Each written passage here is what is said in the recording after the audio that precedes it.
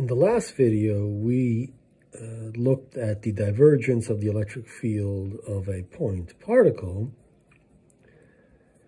the electric field of a point particle of charge capital Q, and that's the electric field, and we explored its divergence, and we found that it was equal to 0, and that seems like a strange fact, and we pointed out some problems. And in particular, we know that the divergence of the electric field is proportional to the charge density. And we noticed that the charge density is not equal to 0 at r equals 0. Right? It's the one place where the charge density is not 0, so the divergence of the electric field cannot everywhere be 0. And in fact, if we look at the integral of the divergence over a volume, we know that that is the same thing as the integral of the field itself over a surface, right, over a closed surface that involves this volume, and this is Q over 4 pi epsilon naught, r hat over r squared. That's the field. And we integrate it over a surface of radius r, let's say, well, we're doing dot dA, so let's write it like that. But let's say it's a surface of radius r, so that this becomes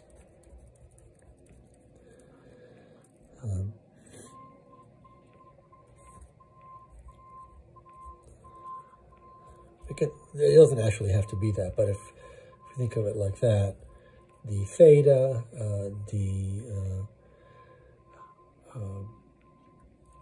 phi sine theta, r hat, right, the surface element is this thing, dA. We end up with Q over 4 pi epsilon naught.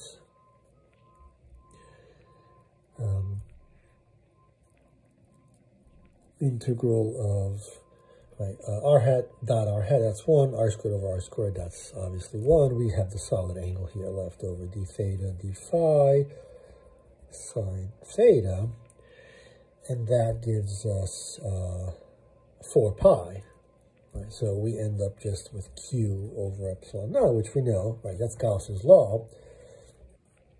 Right, the integral over a closed surface is just the charge inside divided by epsilon naught, if we have the charge capital Q inside this closed surface. So is Gauss's law not true? Is the divergence theorem, which is this relationship, not true? Or is this true? And the answer is yes, it's true, but we're doing something wrong, and that is that the divergence of the electric field is not equal to 0 everywhere. And in fact, it's 0 everywhere except at r equals 0. And so that's what brings in this delta function. So our electric field really, our divergence of the electric field really looks like this, where we have this function, which is 0 everywhere except at r equals 0, right? Except where this is 0, and therefore, and there it's infinite.